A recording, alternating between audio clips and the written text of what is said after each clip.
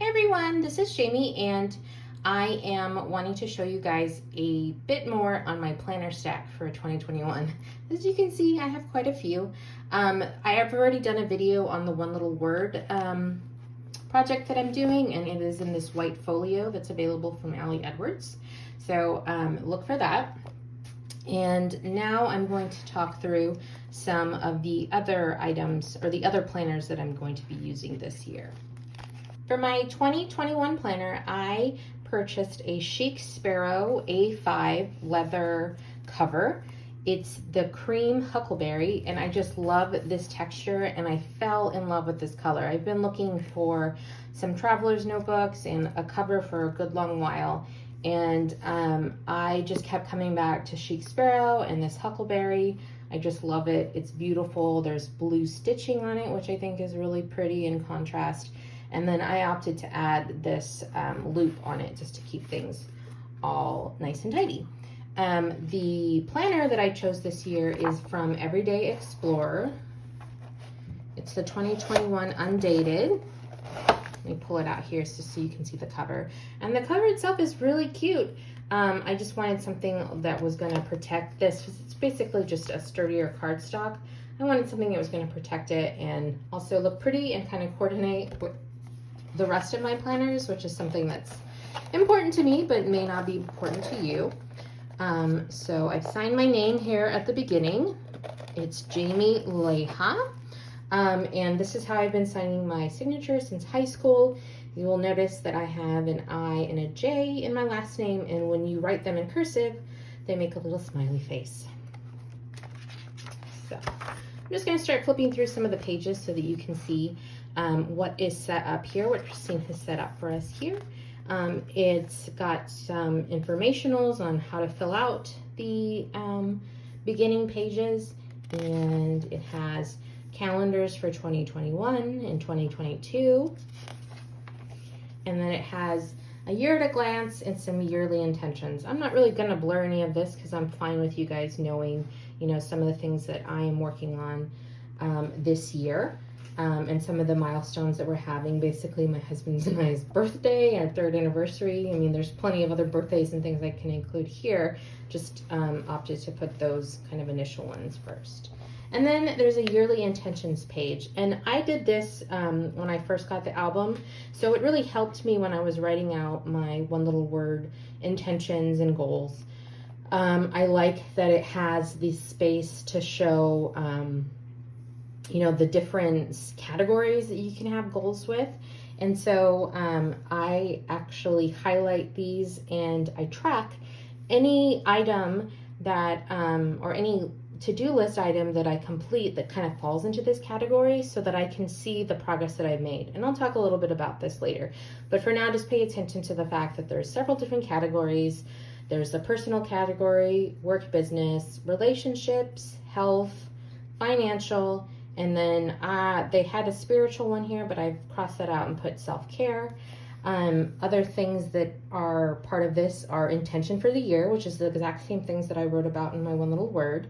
And then she also has this section that includes more of this, less of this, and something I want to learn how to do. Also has a space for your word of the year. So this is really perfect to go alongside with the One Little Word project. And then it has a yearly goal section, and it's those same 3 goals, but kind of broken down. And I really liked this section as well. And especially this, why am I doing this? Like, it's always important to identify your why when you're setting goals, because otherwise they're just kind of arbitrary. Christine also included, when you purchased this, this planner, there were 4 postcards that I thought were gorgeous and beautiful, and they're kind of in the same color scheme as the planner. And then she also included some stickers, which I thought were really great. So I included a few here and added some washi. And it's color coded as well. So for the first quarter, everything is orange in this beginning part, which I think is really fun. So there's a gratitude and setting intentions section, the next 90 days, which again just helps you break down what you've already identified for your yearly goals. I liked that a lot. It comes into the quarterly goals and things that you want to do in the first, 3 months at the beginning of the year. And then we get into the monthly pages. So I used to carry Bradford stamp to stamp the month onto into my planner, because this is an undated planner, and so you can start at any point with this, which is really great. But I know myself, and if I don't stamp everything at the beginning, it's gonna be the reason why I stop using this planner, and I didn't want to do that. So I went ahead and spent several hours, I think 2.5 movies, doing all of this stamping in my planner. So they have she has included a space for a monthly focus, monthly intentions, things to not forget, an open section for this month, and then some important dates to include. And then there's the calendar page overview. I went ahead and stamped all over it like I did with the months, and I used the Everyday Explorer Co. stamp set for this, and also I tried to use just a lighter gray stamp so that I can continue to write over it if I need to. It's a bit darker than I would have liked it to be, but that's okay. I'm totally fine with it. And then we get into the weekly pages. And so I really appreciate this format. I was having a conversation with another friend, Jen Chapin, who does a planner as well, but she really loves the hourly, and it's to each her own, right? So that didn't work for me, but this definitely does. I love having all of the week on one page and then just open spaces for various to-do lists, because a lot of the things that I have on my to-do list aren't necessarily things that have to be done on a specific date or by a specific time. And so instead of categorizing them as needing to be done on Monday, Tuesday, Wednesday, I have a specific way that I categorize things. So I have a list of must-do things. These are things that have to happen by the end of the week, either because there's an external deadline, or if I don't do it this week, I know that pushing it to next week will just delay the process. So I categorize my most important things, like my top few. Usually I try to do just 3, but this week I had 5. To-do list items that must happen before the end of the week. Then I have a list of need to do items, things that can happen, like I said, at any time, but they're just something that either I started a project, I need to finish it, or I need to do laundry this week because next week I'm going to need to do laundry as well. Those are my kind of need to do items. Then I have a list of good to do items, and good to dos are stuff that I would like to get done, but they can likely slip into next month, and they're just kind of these things that are on the evolving to-do list, but at least I have track of the good to-do things that I have, so when I have some time I can get those done. And then of course there's all of this want to do section, and this is the fun stuff, right? These are the things like filming these videos and filling in my planners. These are the various things that I want to do throughout the week. I also keep a sticky note here because I have all of these items, and this helps me kind of know today what I want to do are these few things. Usually, again, I try to do 3. Today I have 5 on here. So I've already photographed, and now I'm doing the filming, so that will be done shortly, and that's what I want to accomplish by the end of the day. But let me go back and talk through some of the items that I like to include on my on the weeks, the actual days. So I will note here any appointments that I have, things that need have a specific time, I will include here. I'm also including birthdays, friends' birthdays. So Laura Wanzik's birthday was earlier this week, and Tracy Fox's birthday is today. And then I was meant to meet up with a friend at a park to go for a walk, and then that actually didn't happen yesterday, but I need to just kind of cross that out. So those are the top things. And then I also like to, as I mentioned before, whenever I've done something that is in support of one of these larger goals that I have for the year, I note it down.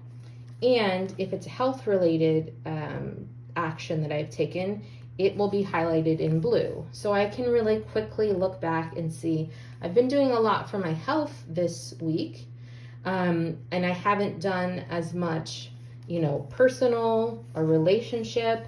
Actually, this one was more relationship, and I just forgot that it needed to be double highlighted. That just gives me a really good overview of how well I am keeping up with these goals that I have. And it shows me all of the things that I've managed to accomplish, even in a given day. So like every single day, I want to have at least one thing that I've done to help further one of those goals. And it's really simple things. Like on Tuesday, I attended Allie Edwards' One Little Word Live, and I marked that as self-care because definitely in the self-care realm, scrapbooking, anything to do with the paper crafting industry, anything to do with memory keeping, all of that falls into my self-care category. And so I definitely wanted to make sure to highlight that. Earlier this week, I also attended a Girl Boss workshop, which was really fantastic. And it's in support of my work goals that I have for the year, or my career goals. So it's highlighted in that really pretty, like, periwinkle color. So that's just a note there. And I would really encourage you to maybe consider doing something like this when you feel like you're not able, or when you feel like you're not really making any progress on these kind of bigger goals that you have in your life. You actually are, if you stop and pay attention and document the minuscule things that you have done, not minuscule, but the very small things that you have done to support your goal. So one of the things I have to do, doctor ordered, is an elimination diet, because I mentioned in my One Little Word video that I was diagnosed with IBS just a few days ago. So as a result, I had to go on an elimination diet and slowly introduce food back into my diet to understand what foods my stomach can handle and what foods my stomach can't handle. And so in preparation for that, I had to create a meal plan to map out what I could eat, because there are very specific things you can and can't eat. And then I had to create a grocery list, because we needed to purchase all of the items that are in support of the meal plan. So those are two tangible things that I did in support of my goal. So I haven't actually gotten to the elimination diet part because our groceries haven't arrived yet, but those were two steps on the journey toward health, right? So I documented them. And I think it's kind of like I've heard this concept mentioned before. It's instead of a to-do list, it's a ta-da list, like look what I have done. And so I really like having the space to include that here. Instead of your, I definitely have the dates and all of that, the dates and times for the various appointments and things that I have, but I'm also using this section to track my goal process. Let me flip the page just so you can see like a blank one. So I have my must-do list, my need-to-do list, my good-to-do list, and my want-to-do list.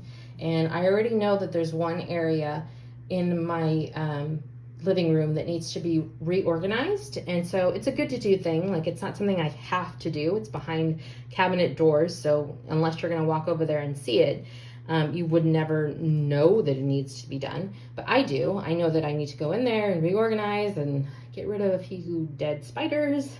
So that's on my good to-do list.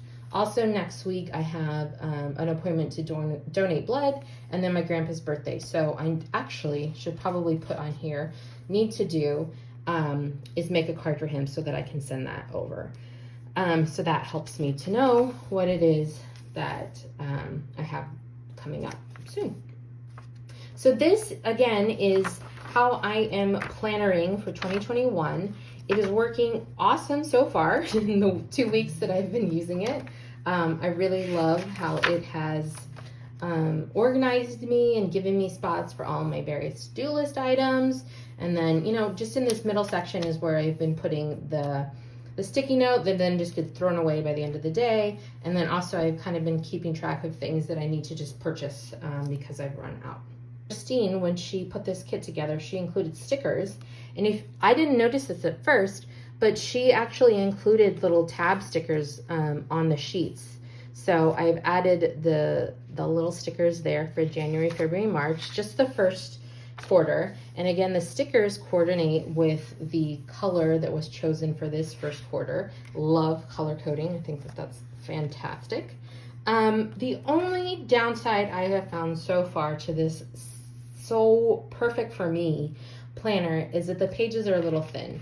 So you definitely get some bleed through, and especially when there's stamping involved, you definitely can see it through. That personally doesn't bother me, but I know that it does bother some people. So I just wanted to make sure that you are aware of that.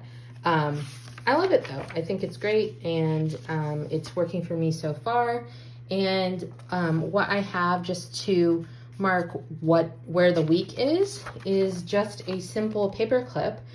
These are from American Crafts. I believe this is under one of Amy Tan or Amy Tangerine's collections.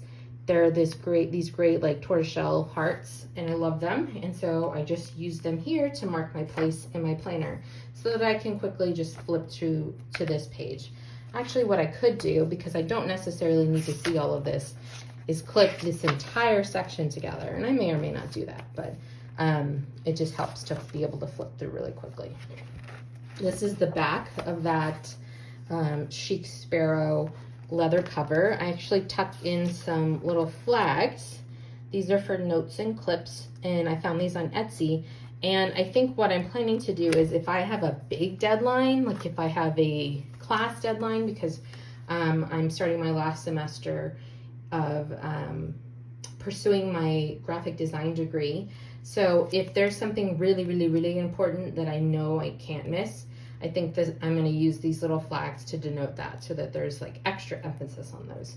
So I have them just tucked back here to use when the time comes, because we're still on break until 2 weeks from now. Flipping through just so you can see a little bit more, here comes more color coding.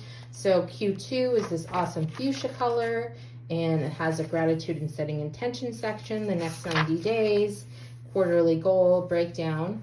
The next quarter is this great teal, same pages over again, and then the last section is blue, really pretty. And she has stickers to coordinate with all of the colors, and then the little flags here will coordinate with their respective color as well, which I think is so fun. I love Christine Huron's work. She's over at Everyday Explorer, so definitely check her out. I have tons of her stamps as well, and was so excited to see this planner because it is working beautifully for me right now, and I intend to continue to use it throughout the year. What are you using for your planner this year? I would love to know, so be sure to comment below. I really appreciate you going on this planner journey with me, and shortly I will be sharing another in my planner stack, so be on the lookout for that. Thanks so much.